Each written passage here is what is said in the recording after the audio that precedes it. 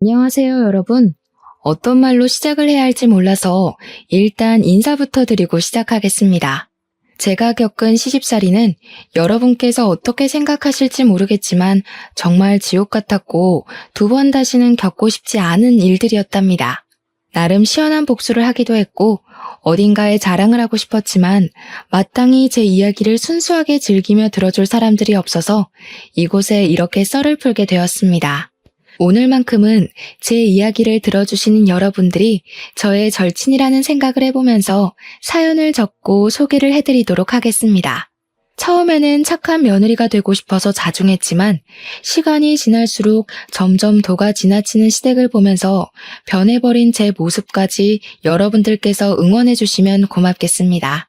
지금의 저는 자존감을 되찾아 제 행복을 찾아 살아가고 있지만 지난 과거를 생각해보면 참 미련 곰탱이가 따로 없었던 것 같기도 합니다. 저처럼 시댁에서 벗어나지 못하는 수많은 며느리들을 위해 제 이야기를 바치며 이야기를 시작해보겠습니다. 저는 어릴 때 집안 사정이 매우 힘든 집안에서 태어나 남들 다 해보는 피아노 학원 한번 다녀보지 못하고 자랐습니다. 물론 부모님께서 제가 졸랐다면 허리띠를 질끈 묶고 저에게 피아노를 가르쳐 주셨겠지만 저는 어릴 때부터 눈치만큼은 기가 막히게 좋아서 부모님의 속을 썩이고 싶지 않았습니다. 저희 아버지께서는 대형 화물 트럭을 운전하시던 분이셨는데 지금이야 임금도 꽤 많이 오르고 노동력을 인정받아 벌이가 되는 걸로 알고 있습니다. 하지만 제가 어릴 때까지만 해도 화물 트럭을 운전하는 운전수들은 박봉에다가 일을 하루에 12시간 이상씩 해야 했으며 항상 집에서 쪽잠을 주무시고 출근을 해야 했습니다. 모든 가족들이 다 그렇게 힘들게 살았을 거라 예상합니다. 더군다나 보통은 본인 화물차를 끌고 다니기 때문에 차량 운행비가 절감이 되었지만 저희 아버지는 억대에 다다르는 차를 살 돈이 없으셨기 때문에 차량을 대여해서 화물 운전을 하셨고 차량 대여비 또한 만만치 않았습니다. 몇 번이고 어머니께서는 다른 일을 하길 권유하셨지만 아버지께서는 게으른 건지 아니면 용기가 없는 건지 지금의 생활을 정리하고 새로운 걸 하시길 거부하셨습니다. 아무튼 벌어오는 돈은 한정적이나 우리 식구가 먹고 있는데 쓰는 돈은 매번 달랐으므로 부모님께서는 어떻게든 절약해서 돈을 모으셨습니다. 그러던 어느 날 밤낮 없이 일을 하시던 저희 아버지께서 제 나이 18살에 쓰러지시게 되었습니다. 살림이 넉넉해지기 시작한 그 타이밍에 아버지께서 쓰러지신 바람에 집안은 순식간에 풍비박산이 나기 시작했습니다. 어머니께서는 아버지께서 쓰러지신 그 충격으로 우울증에 잠시 빠지셨으나 이내 극복을 하시고 아버지를 간병하시면서 가장자리를 지키며 집안을 돌보셨습니다. 일을 하랴 아버지 간호를 하랴 정말 정신없이 지내셨고 자연스럽게 저는 남동생을 챙기면서 공부보다는 아르바이트를 하며 생활비를 보태는 것에 집중을 더 하게 되었습니다. 아버지께서 의식이 없었기 때문에 들어가는 약값도 어마어마하게 비쌌고 어머니께서 혼자 벌어서 저와 남동생의 공부를 시키기에는 부담이 꽤 컸습니다. 제 동생이 꽤나 공부를 잘하는 학생이었기 때문에 저는 18살 때부터 동생의 뒷바라지를 위해 일을 시작하게 되었는데 패스트푸드점에서 일을 하고 있었습니다. 당시에는 인터넷 얼짱이니 그런 게 무척이나 유행을 하던 시기였는데 제가 일하던 패스트푸드점에서 미소천사를 뽑는 제도가 있었거든요. 제가 일을 한 이후로 매번 미소천사에 제가 선정이 되었고 패스트푸드점 계산대 옆에 제 사진이 걸리게 되었습니다. 제 입으로 말을 하기 부끄럽긴 하지만 그 당시에 제가 인기가 무척이나 많았고 키도 168cm로 꽤 컸으며 마르고 예쁜 얼굴에 속해 있었습니다. 오죽하면 다른 카페들이나 음식점에서도 저를 아르바이트생으로 쓰고 싶다며 월급을 더 많이 주겠다고 공작이 들어오곤 했었습니다. 저를 좋아하던 학생들이 저를 보기 위해서 제가 아르바이트를 하는 가게에 온다는 게 사장님들 사이에서 소문이 날 정도였으니 어느 정도인지 예상이 가시나요?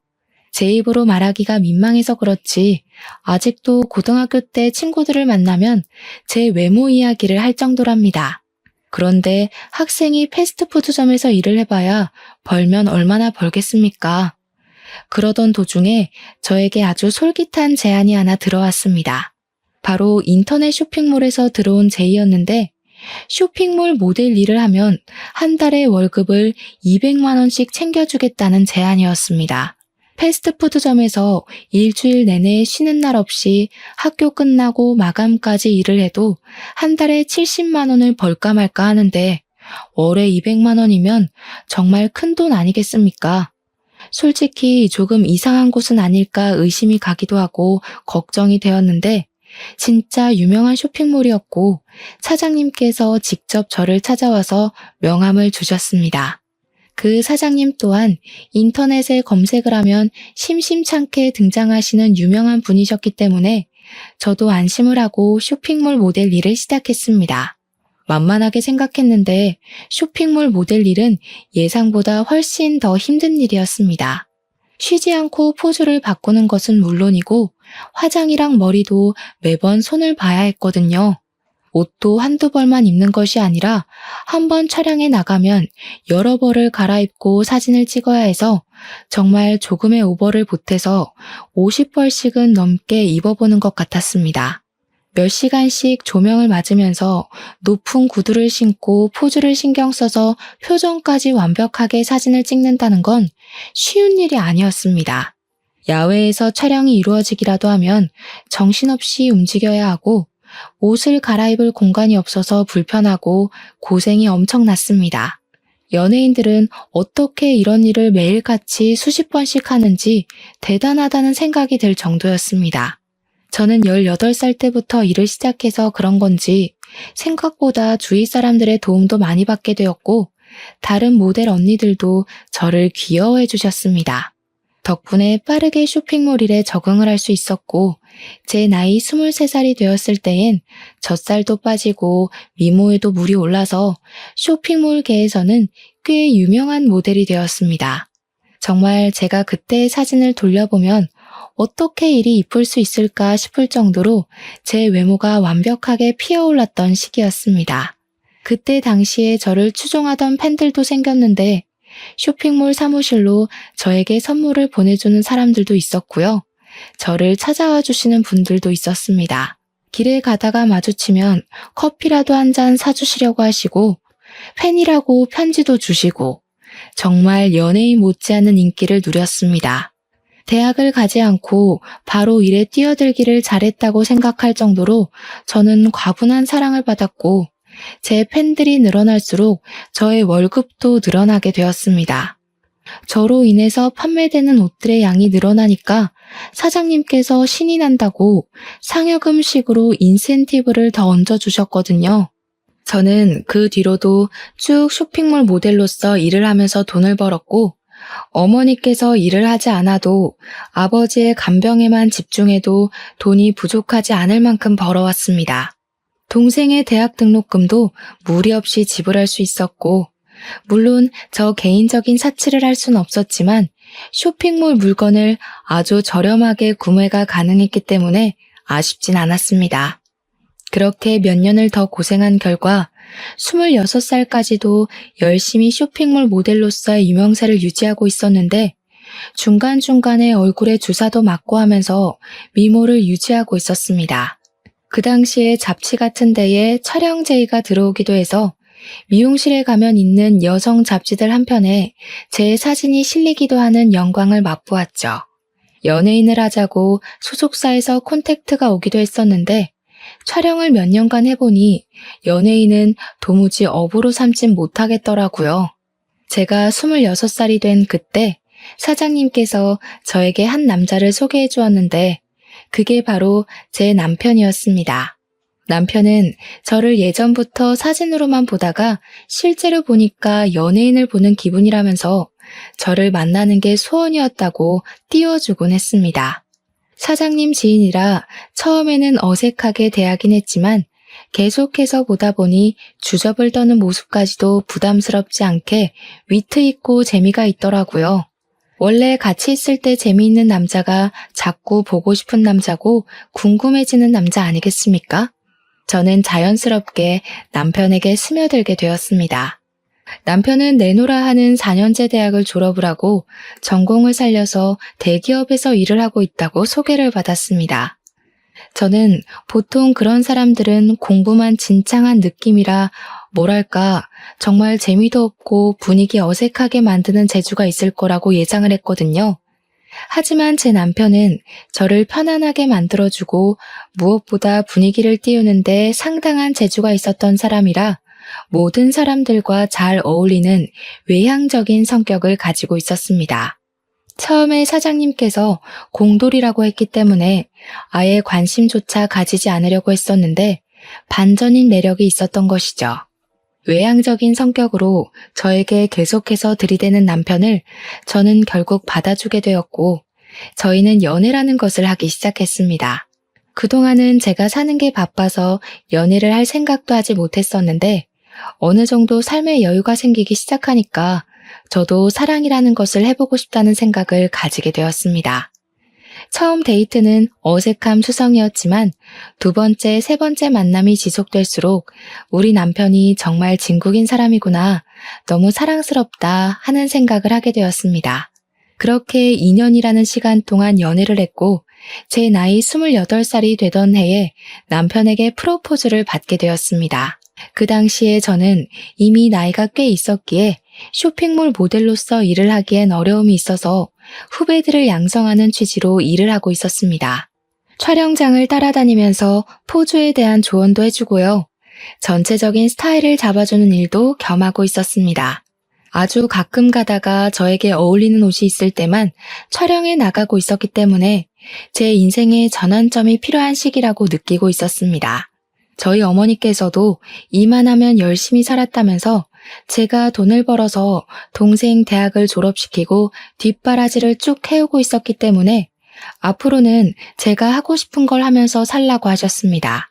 그래서 저는 남편의 프로포즈를 받아들여 결혼을 하기로 결심하게 됐고 군대를 다녀오고 대학까지 졸업을 한 남동생이 앞으로 어머니를 잘 챙기길 바라면서 결혼을 했습니다. 그때까지도 저희 아버지는 10년이라는 세월을 누워서 의식도 없이 버텨내고 계신 중이었습니다. 하루하루 말라가고 몸에 욕창이 생기는 아버지를 보면서 가슴 아파하며 지냈지만 결혼은 또 다른 문제였기 때문에 열심히 진행을 했습니다. 아버지 없는 상견례 자리가 조금 마음이 욱신거렸고 버진로드를 아버지의 손을 잡고 건널 수 없음이 슬펐지만 저는 결혼을 하고 신혼생활을 즐기고 있었습니다. 하지만 하늘도 무심하시지 결혼한 지 4개월밖에 되지 않은 시점에 아버지께서 돌연 세상을 떠나시고 말았습니다.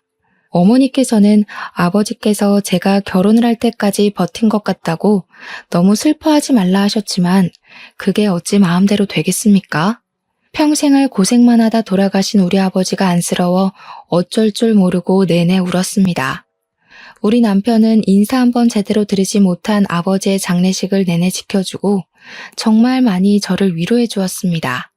회사 일로도 힘들고 벅찼을 텐데 단 1분도 쉬지 않고 제 옆을 지켜주며 제가 외로움을, 슬픔을 느끼지 않게 하려고 노력해주는 남편에게 너무나도 고마웠습니다. 이 고마운 감정을 정말 어떻게 표현을 해야 할지 모를 정도로 말입니다. 저는 더욱 남편을 의지하고 사랑하게 되었습니다. 장례식이 다 끝나고 저는 시부모님께 와주셔서 감사하다고 인사를 드리러 시댁에 방문을 하게 되었는데 그때 예상치 못하게 처음으로 혼이 나게 되었습니다. 그때부터 제가 상상도 하지 못한 시집살이가 시작되었던 것이었습니다. 시모는 저에게 우리 아들이 외벌이로 일을 하느라 힘이 들어 죽겠는데 장례식장까지 지키고 있어야지만 속이 시원했냐고 하시더라고요. 내가 우리 아들 보고 얼마나 가슴이 아팠는지. 부조만 하고 가려고 들렀다가 아들 고생하고 있는 거 보니까 마음이 다 짠하더라. 얼마나 피곤하겠니? 일주일 내내 출근하고. 아휴, 그게 무슨 소리야 엄마. 내가 당연히 장인어른 장례식을 지켜야지. 그럼 누가 지켜? 얘가? 내가 지금 내 며느리한테 잔소리하는데 네가 왜 끼어드니? 가만히 있어. 무슨 모델이랍시고 설치던 것도 마음에 안 들어 죽겠는데 남편한테 힘들지 않냐고 집에 가서 쉬라는 소리도 안 하고 말이야. 손님 맞이까지 시키는 게 말이 되니? 우리 아들이 왜 육개장을 날라야 하는데? 시모가 너무 매섭게 저에게 화를 내면서 이야기를 하니까 저도 너무 당황스러웠습니다. 거기다가 그때는 제가 결혼한 지 4개월밖에 되지 않았던 시점이었을 때라 아무것도 모르고 시모의 말에 놀라서 죄송하다고 사과를 드릴 수밖에 없었습니다. 죄송합니다, 죄송합니다 하다 보니까 시모 눈에 제가 만만하게 보인 건지 시모가 화만 내면 제가 자동으로 고개를 숙이니 만만한 애구나 싶었던 겁니다. 그 뒤로부터 저에게 아버지가 돌아가신 것을 핑계 삼아서 시부모를 더 잘 모시면서 지내라고 하더라고요. 보통은 아버지가 안 계시니까 친정어머니를 잘 보살펴라 하는 말을 하지 않나요? 저희 시부모님은 본인들을 더 챙기라고 하셨습니다. 저에게 번듯한 대학을 졸업한 남동생이 있지 않냐고, 원래 부모는 남자 쪽이 챙기는 거라면서 저한테는 본인들을 챙기라고 하더라고요. 듣다 못한 남편이 제 편을 들어주면서 잔소리 좀 그만하라고, 장모님도 잘 챙길 거고 효도도 알아서 할 테니까 그만하라고 중재를 해주었습니다. 남편이 나서자 시모는 더욱 뾰족한 말투로 저에게 잔소리를 하셨죠. 본인 아들을 어떻게 휘어잡은 거냐면서요. 그날 집으로 돌아오면서 남편은 저에게 연신 미안하다는 말을 뱉었습니다. 자기가 부족해서 그런 소리를 듣게 했다면서 앞으로는 이런 일이 벌어나지 않도록 잘 막아주겠다고 약속을 꼭꼭 걸더라고요. 사실 시댁에서 남편이 중재를 해주었다는 것만으로도 고맙고 든든했는데 앞으로는 더 잘해주겠다고 하니까 저도 믿게 되더라고요. 더군다나 진심으로 이야기를 해주니 시댁에서 혼나서 우울했던 기분들이 전부 사르르 녹는 것 같았습니다. 든든한 제 편이 존재한다는 게 참으로 좋더라고요. 남편은 제 남동생이 일을 시작해서 저희 어머니를 부양하고 있는 걸 보고 사회초년생이 무슨 돈이 넘쳐서 오롯이 부담을 하겠냐고 하더라고요. 저도 남편에게 그럴 필요 없다고 결혼 전에 모아두었던 돈을 남편과 상의 후에 친정에 다 드리고 왔었는데 그 이야기를 했습니다. 그래도 결혼 전에 모은 돈이 꽤 있어서 당장 부족하진 않을 거라고 걱정하지 말라고 했더니 남편은 그건 또 도리가 아닌 것 같다고 했습니다. 우리 형편이 지금 넉넉하기 때문에 용돈 드리는 부분을 걱정하지 않아도 될 것 같다고 남편이 꼭 우리 어머니께 용돈을 드리고 싶다고 하는 겁니다. 그러면서 매달 50만 원씩 드리겠다고. 우리 남편이 대기업에 다니고 있어서 연봉이 꽤 높았거든요. 시댁에도 50만 원, 친정에도 50만 원을 드리겠다고 하니 저야 뭐 고마웠죠. 생활비 받아 쓰는 데엔 문제가 없었으니까요. 그렇게 우리 둘이 잘 정하고 상의까지 끝마쳤는데 이걸 시모가 어떻게 알았는지 저에게 전화가 와서는 소리를 대뜸 지르시더라고요. 너 지금 제정신이니? 우리 아들이 뼈 빠지게 고생해서 벌어온 돈을 왜 친정에 갖다 준다고 그래? 제가 주라고 한 게 아니라요. 그이가 양가에 용돈을 드리자고 한 건데요. 예, 그럼 말렸어야지. 그이가 어머님께도 드린다고 저희 친정에도 보내고 싶다고 한 거예요. 제가 공평하게 주자고 한 게 아니라요. 얘가 내 아들이니까 당연히 나한텐 줄 수 있지. 근데 너네 엄마는 아니잖아? 저는 어이가 없었습니다. 너네 엄마라는 호칭이 가당키나 한 말인가요? 어떻게 사돈어른도 아니고 너네 엄마라고 말을 할 수 있는지. 저희 친정어머니는 시모가 앞에 없어도 항상 안사돈 하면서 호칭을 꼬박꼬박 불러주시는데 그것도 제 앞에서 너네 엄마. 저는 시모에게 남편이랑 이야기를 해보시라고 남편에게 분명 용돈 안 드려도 된다고 했다. 근데 남편이 계속해서 우겨서 주겠다고 한 건 다 했습니다. 뭐 시모가 물어보는 것도 아니고 시작부터 제정신이냐고 대뜸 소리를 지른 마당에 저라고 시모 눈치 보면서 살갑게 이야기를 해야 할 필요를 못 느끼겠더라고요. 게다가 시모가 바락바락 저러니까 우리 어머니께 드리는 용돈을 끊으면 안 되겠구나 하는 생각도 들었습니다. 시모의 속을 뒤집어 놓을 수 있다면 뭐든 할 수 있겠다 싶었거든요. 아무튼 시모에게 한쪽 집에만 용돈을 드리는 건 경우가 없는 것 같다고 남편이 굳이 친정에도 주겠다고 해서 그러라고 한 거라 말을 했습니다. 그러자 시모가 갑자기 하면서 기가 차다는 듯 웃는 게 아니겠습니까? 너 지금 나한테 경우 없다고 말을 하는 거니? 저는 그런 말 한 적 없어요, 어머님. 경우가 없다며 경우가. 그 말이 그 말이지. 애가 고졸이라더니 못 배워서 그런 거니? 할 말 못할 말 구별을 못하네. 솔직히 네가 얼굴 빼고 볼 게 뭐가 있어? 그것도 뭐 죄다 성형수술한 거 아니니? 내가 살아온 연륜이 있어서 딱 보면 척아는데 너 얼굴 죄다 손본 거잖아. 그러면서 제 외모에 대한 공격을 시작하는데 저 정말 맹세코 얼굴에 주사는 몇 번 맞아본 적 있어도 수술은 해본 적이 없었거든요. 굳이 이 얼굴로도 충분히 잘 먹고 잘 사는데 제가 그 큰 돈을 주고 성형을 할 필요를 못 느낀 탓이 컸습니다. 그런데 시모의 성형 공격이 더 어이가 없었던 이유는 시모야말로 어디서 이상하게 성형수술을 받은 탓이 얼굴이 완전히 무너져 내려 있었거든요. 코는 이미 수축이 와서 들창코가 되어 있었고 얼굴 주름이 하나 없이 팽팽한데 목주름은 쭈글쭈글했고요. 저 눈이 감기나 의심이 들 만큼 쌍꺼풀이 크게 잡혀 있었습니다. 살아온 연륜 때문에 아는 게 아니라 그냥 수술을 많이 해서 아는 게 아닌가 싶을 정도였습니다. 제가 아무 소리도 하지 않고 전화기만 들고 있었더니 저한테 찔려서 그러냐고 물어보시더라고요. 설마 남편은 제가 성형한 거 모르는 건 아니냐면서 설레발을 치셨습니다. 여우가 따로 없다면서 혀를 끌끌 차는데 기분이 팍 상해버렸죠. 어머님, 저 얼굴에 칼 안 댔어요. 가끔 보톡스 같은 건 맞아봤어도 얼굴에 어머님처럼 실리콘은 안 넣었습니다. 뭐가 어째? 야, 너 지금 뭐라고 그랬어? 어머님, 제가 나중에 좋은 병원 하나 소개해 드릴까요? 그 병원이 제 수술로 진짜 유명한 병원인데 들창코도 고쳐주고 안 감기는 눈도 고쳐준대요. 어머님께서 거기 방문하셔서 재건 수술 받으시는 게 좋을 것 같아요. 그러고 전화를 끊어버렸습니다. 가슴이 벌렁벌렁 하는데 속은 엄청나게 시원하더라고요. 그래도 말을 뱉어놓고 찔리긴 했죠. 시모가 어떤 식으로 받아칠지 몰랐으니까요. 남편이 퇴근하고 오자마자 이야기를 전달해주니 깔깔 소리가 나게 웃는 게 아니겠습니까? 와, 그거 우리 엄마 콤플렉스인데. 우리 엄마 코 수술이 잘못돼가지고 들창코가 된 거거든.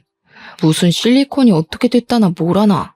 그러면서 저에게 너무 신경 쓰지 말라고 자기가 잘 막아주겠다고 이야기를 해주어서 일단 한시름 놓게 되었습니다. 아니나 다를까 며칠 뒤에 시댁에서 주말에 밥을 먹자며 부르시길래 어떤 말을 하실까 싶어 잔뜩 긴장을 하고 시댁에 방문하게 되었습니다. 시모가 저를 보자마자 아주 잘 걸렸다는 얼굴로 내 아들 앞에서도 한번 말해봐라 하시더라고요. 저는 무슨 말인지 모르겠다는 듯이 시모를 쳐다보니까 가증스러운 얼굴 하지 말고 전화에 대고 말했던 것처럼 한번 해보라고 하시대요. 내 얼굴이 뭐가 어쩌고 어째? 왜? 재수씨가 뭐라고 그랬는데? 아, 별말 아니던데? 엄마 코가 들창코잖아. 재수술 잘하는 좋은 병원 소개해준다고 그랬대. 남편이 먼저 선수를 치면서 아주버님에게 이야기를 하자 시모가 헐 대놓고 소리를 내더라고요. 아주버님은 눈치가 없는 건지 일부러 그러는 건지 그거 좋은 생각이네 하면서 식사를 하시는데 일단 악의적인 발언은 아닌지 별 생각 없어 보이는 얼굴로 말을 하더라고요. 시모는 아들 새끼들 키워봐야 하나도 소용이 없다면서 다른 사람도 아니고 며느리가 자기 얼굴을 가지고 놀리는데 어쩜 자기 편을 한 번 안 들어주냐고 통곡을 하셨습니다. 밥상머리에서 갑자기 통곡을 하시니 시부가 나와서는 뭐가 이리 소란스럽냐고 무슨 일이냐고 물어보셨습니다. 그러니 시모가 또 이간질을 하고 싶은 건지 저를 혼내고 싶은 건지 똑같은 소리를 하시더라고요. 며느리가 글쎄 나한테 돼지코라고 재수술을 하라면서 내 얼굴을 가지고 놀리지 뭐야? 엄마, 말은 바로 해야지. 그렇게 왜곡을 해서 말을 하면 어떡해? 코 수술하기 좋은 병원 소개해주겠다고 한 걸 무슨 그런 식으로 비약을 해. 또다시 시끌시끌해질 조짐이 보이자 시부가 남편과 시모의 말을 딱 잘라 차단해버렸습니다. 그러길래 당신이 욕심을 적당히 냈어야지. 며느라가 너도 앞으로는 조심해서 말을 하도록 하는 게 좋겠구나.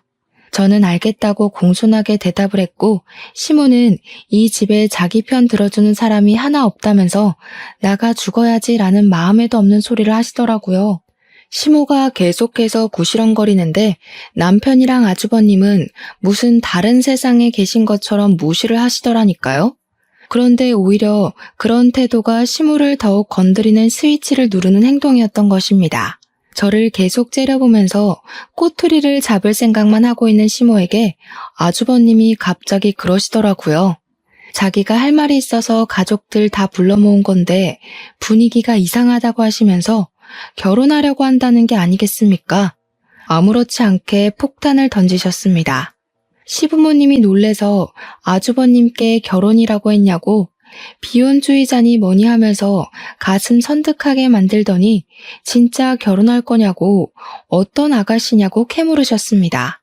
아주버님이 회계사로 일을 하고 계셨었는데 결혼하고 싶은 여자가 같은 회계사 사무실에 다니고 있는 여자라면서 간단하게 설명을 하시더라고요.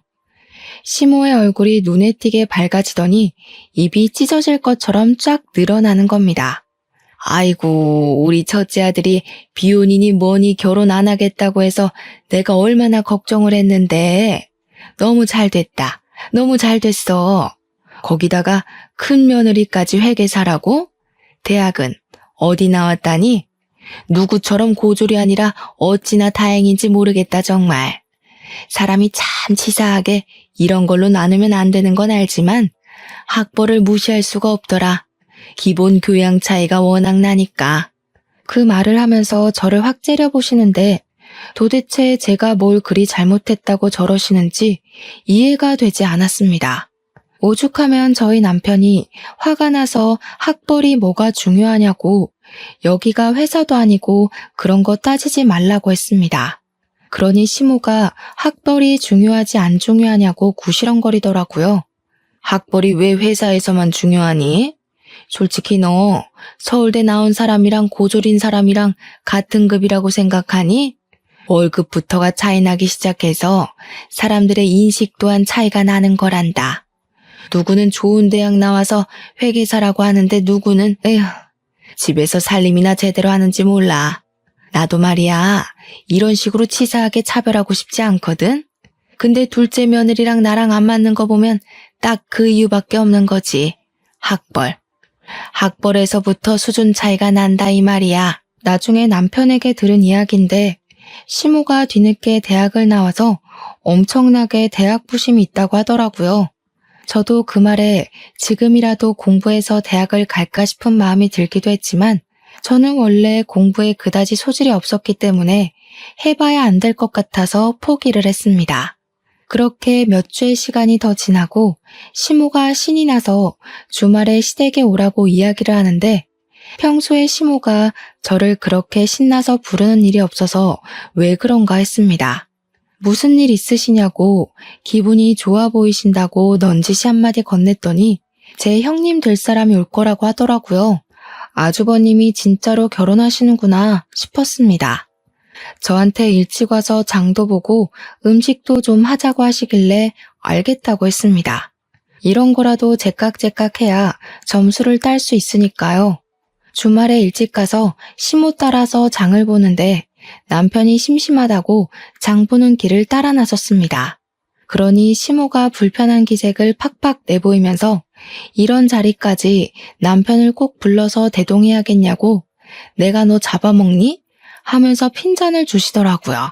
남편이 태연하게 무거운 거 들어주려고 따라가는 거라고 장 많이 볼 거라며 하면서 쓱 대꾸하니까 시모가 예전에는 그런 짓 안 하더니 변했다고 하시더라고요.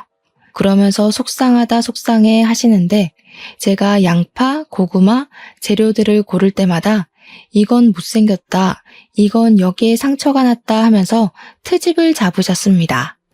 이거나 저거나 다 똑같이 생겼는데 남편 때문인지 그냥 제가 마음에 들지 않아서인지 계속 트집을 잡으셨어요.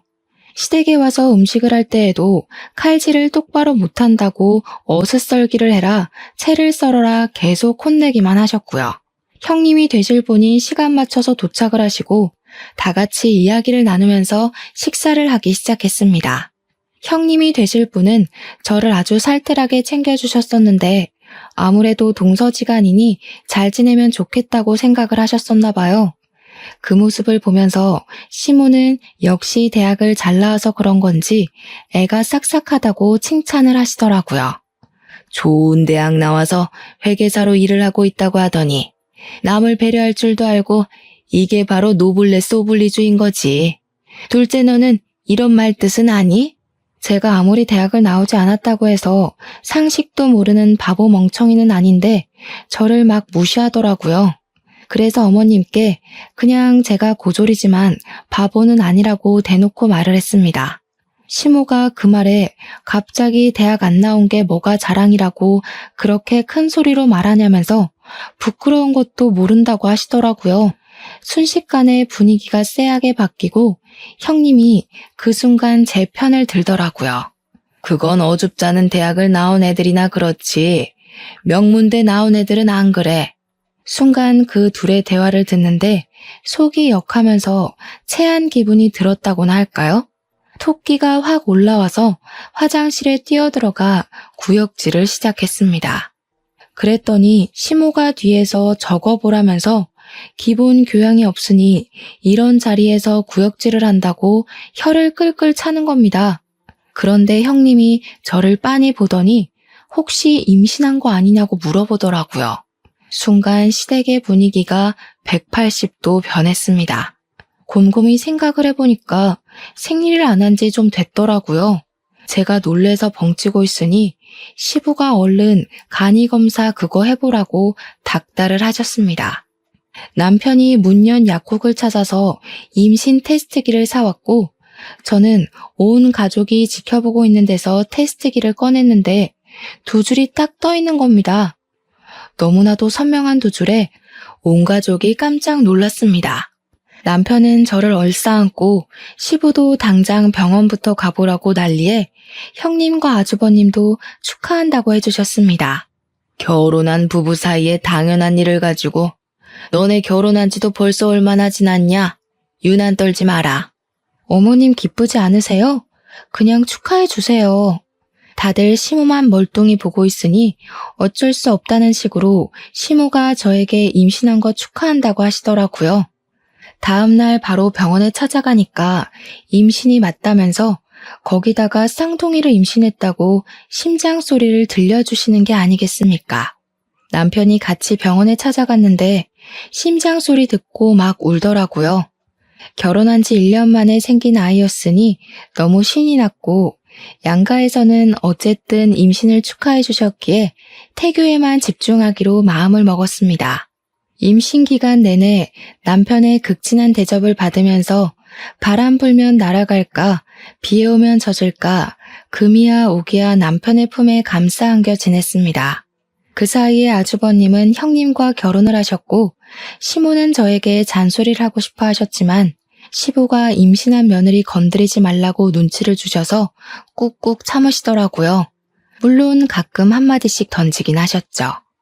하필 가져도 쌍둥이를 가져서 우리 아들 힘들게 하냐. 애는 여자가 봐야 하니까 아들에게 맡기지 말아라 이런 것들이요. 뱃속의 쌍둥이는 일란성이었고 사이좋게 아들 하나 딸 하나였습니다. 저는 배가 많이 부른 탓에 임신 9개월 차에 유도 분만을 시도했고 무사히 아들과 딸을 건강하게 출산하게 되었습니다. 그 뒤에 곧이어서 형님네도 임신 소식이 들려오며 겹경사가 집안에 일어나게 되었습니다. 그런데 제가 어릴 때부터 외모가 남달랐다고 하지 않았겠습니까? 우리 아들, 딸들이 정말 예뻐도 이렇게 예쁠 수 있나 싶게 예뻤습니다. 병원에서도 조리원에서도 딱 봤을 때 예쁜 애들 찾으면 저희 아이일 정도였고요. 예쁘다고 소문이 자자한 아이가 바로 저희 아이들이었습니다. 하지만 육아의 강도는 예쁜 것과 전혀 관계가 없더라고요. 쌍둥이를 키우면서 얼마나 체력적인 소모가 컸는지 임신하면서 찐 살이 모조리 다 빠지고 말았습니다. 시터 이모님을 고용해서 아이들을 돌봤음에도 불구하고 정말 헬류가 하는 게 뭔지 알겠더라고요. 한 명이 울면 다른 한 명도 따라 울고 밥을 주거나 기저귀를 갈아주는 거나 진짜 죽을 만큼 힘든데 저희가 남편 왜 버리지 않겠습니까? 양가의 용돈을 드리면서 시터 이모님 월급까지 드려야 하니 경제적인 부담이 되기 시작했습니다. 남동생이랑 요즘 살림하기 힘들다 이야기를 하다가 남동생이 저에게 그러지 말고 아기들도 예쁘니까 애들 데리고 아이오 쇼핑몰을 해보라고 권유를 했습니다. 제가 원래 쇼핑몰 모델도 했고 그쪽에서 오랜 시간 일했으니 도매 쪽 일도 잘 알고 있었고요. 순간 훅 하는 마음이 들어서 남편을 붙잡고 이야기를 했는데 남편도 나쁘지 않은 것 같다면서 해보고 싶으면 해보라고 저를 응원해 주었습니다. 그래서 저는 남대문에 있는 아동복 상가를 돌아다니면서 옷을 구매했고 이제 돌이 된 아이들에게 입혀다가 사진을 찍었습니다. 쇼핑몰에서 일을 했던 경험이 있어서 그런지 사진도 꽤 잘 찍었고 보정도 조금 할 줄 알았거든요. 그리고 SNS에 사진을 올렸는데 제 팬이었던 사람들이 저를 어떻게 알고 찾아와서는 아기 낳았냐고 아기 옷 정보를 달라고 댓글을 달더라고요. 그래서 이때다 싶은 마음에 제가 이 아기 옷들을 팔아보려고 하는데 어떨 것 같냐고 은근히 팬들에게 물어보았더니 당장에 팔아달라고 사겠다고 손을 막 들더라고요. 바로 사이트를 오픈하기에는 실패의 두려움이 커서 SNS를 통해서 주문을 받은 만큼만 옷을 구매해 사람들에게 배송을 하기 시작했습니다. 처음에는 많이 알려지지도 않고 해서 20-30만 원의 수익만 나던 것이 4개월쯤 지나니까 100만 원이 넘는 돈이 수익으로 남더라고요. 장사가 점점 잘 되기 시작하면서 현금 영수증이나 카드 결제를 요구하는 사람들이 늘어나서 저는 사업자를 냈습니다. 정식으로 사이트를 오픈하고 모델은 저희 아이들로 촬영을 시작했습니다. 장사도 잘 되고 좋았는데 배송 물건 포장하는데 시간이 너무 오래 걸리더라고요. 저랑 남편이랑 둘이서 하니까요. 주문까지는 어떻게 잘 넘어가겠는데 배송이 오래 걸려서 어머니께 부탁을 드리니 친정 어머니께서 아르바이트를 흔쾌히 해주셨습니다. 저는 시급으로 계산해서 어머니 용돈을 챙겨드리고 일도 점점 늘리게 되었습니다. 그러다가 배송 나가야 할 짐이 집에 두기 어려울 정도로 불어나서 사무실까지 오픈을 하게 되었습니다. 그 사이에 형님도 출산을 하셨고 제 사업은 점점 커졌습니다. 형님이 출산을 하셨으니 병원에 시댁 식구들이랑 찾아갔는데 제가 신생아 옷을 잔뜩 사갔거든요. 형님께 선물이라고 저희 사이트에서 판매하고 있는 옷이랑 아기 액세서리 같은 걸 잔뜩 드렸더니 너무 좋아하시더라고요. 그래, 너 무슨 옷 같은 걸 판다면서? 굼벵이도 구르는 재주가 있다더니. 어머님, 굼벵이라뇨. 제가 얼마나 버는 줄 아시고 그런 소리를 하세요? 저 이제 꽤 버는 사장님이에요. 예, 말이 되는 소리를 해라.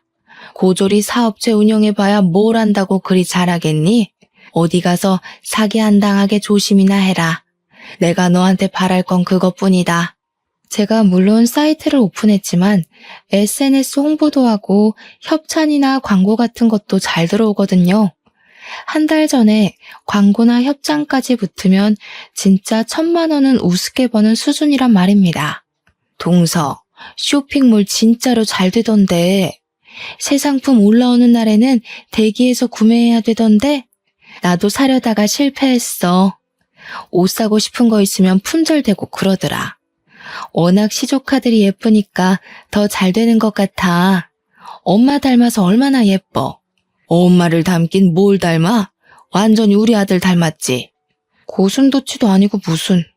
객관적으로 보나 주관적으로 보나 우리 마누라 닮았지. 그랬더니 시모가 자기 편 들어주는 사람이 한 명도 없다면서 완전히 삐져서 집으로 가셨습니다. 형님도 괜히 불편하셨는지 저한테 시모 말 신경 쓰지 말라고 하시길래 그냥 끄덕이고 몸조리 잘하시라고 전한 뒤 집으로 돌아왔습니다. 그 뒤로 몇 개월이라는 시간이 훌쩍 지났고 저는 쇼핑몰 운영을 활발히 하면서 지냈는데 아이들이 모델로 있다 보니까 가끔 길 가다 보면 알아보는 사람들이 나타나곤 했습니다.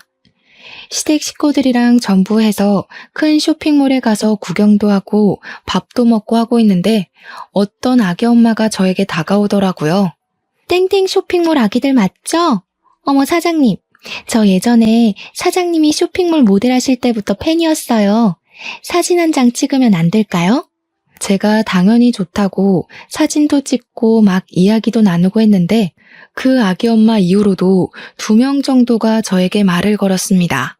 그랬더니 시모가 그제야 슬쩍 저에게 물어보시더라고요. 너 그 쇼핑몰 정말 잘 되냐? 네 어머님, 저 요즘 순이익이 1,000만 원 넘게 나와요. 1,000만 원이라는 말에 시모가 헉소리를 내더니 그 뒤로 이상하게 미묘하게 달라진 태도로 저를 대하시더라고요. 그 쇼핑몰에 간 날 제가 시조카들은 물론이고 아주버님 부부의 시부모님까지 옷이며 밥이며 싹 사드리고 남편 명품 벨트도 턱턱 사줬거든요. 제가 그만큼 돈을 벌어서 가족들에게 쓰니 시모도 뭐라 구박하기가 애매하셨던 거죠. 그날 이후로 몇 주의 시간이 지나가는 동안 저에게 잔소리 한 번은 안 하시더라고요. 제가 이때다 싶어서 시모에게 저랑 같이 커피 한 잔 마시러 가자고 연락을 했더니 시모가 쭈뼛쭈뼛하게 그럴까? 하시면서 따라 나서시는 겁니다. 예전에 봐뒀던 예쁜 카페에 시모를 모시고 갔더니 세상에 이렇게 예쁜 카페는 처음 본다면서 되게 좋아하시더라고요. 커피가 나오고 잠시 침묵이 흘렀는데 시모가 슬쩍 저에게 그러시더라고요. 네가 그리 돈을 많이 버는 줄 몰랐지 뭐냐. 그래서 이런 곳도 자주 오고 그러니? 예전 같으면 아들 돈 쓴다고 잔소리를 했을 텐데 이제는 그런 말도 안 하시더라고요. 어머님, 이런 데 나오시니까 좋죠? 이제 저 그만 미워하시고 저랑 좋은 데 많이 다녀요. 형님도 아기 조금 더 크면 셋이 같이 다니면 좋잖아요. 시모가 그제야 킁킁하시면서 목을 가다듬으시더라고요. 사실 첫 술에 배부른 걸 바라진 않았지만 제 진심이 시모에게 통해지기를 바랬죠. 시모가 그날 저녁에 집에 돌아가서 문자 메시지를 저에게 보내셨더라고요. 너한테 그런 능력이 있는 줄도 모르고 고졸이라 무시했던 거 미안하구나. 원래 아들 가진 엄마 마음이라는 게 다 그런 거다. 우리 아들이 세상에서 제일 잘난 줄 알아서 그런 거야. 사과 문자라고 하기엔 뭔가 썩 사과같이 느껴지진 않았지만 제가 더 얄궂게 구는 건 아니다 싶어서 앞으로 사이좋게 잘 지내고 싶다고 답장을 보냈습니다. 그 뒤로 우리 집이고 시댁이고 용돈 척척 드리고 조카들 잘 챙기니까 시모가 더 이상 저를 구박하는 일은 사라졌습니다. 형님은 아이 키우느라 일을 그만두셨는데 경력 단절에 대한 걱정을 하시길래 나중에 회계사 사무실 재취업 안 되면 저희 사무실 와서 회계 좀 봐달라고 부탁드렸죠. 저도 따로 세무사에게 일을 맡기고 있었으니까 형님이 도와주시면 딱이었거든요. 그래, 집안에 사업하는 사람 있으니까 이건 참 좋네. 시모가 너무 뜬금없는 타이밍에 제 칭찬을 하니 가족들 모두 어리둥절해서 시모를 쳐다보고는 웃었습니다.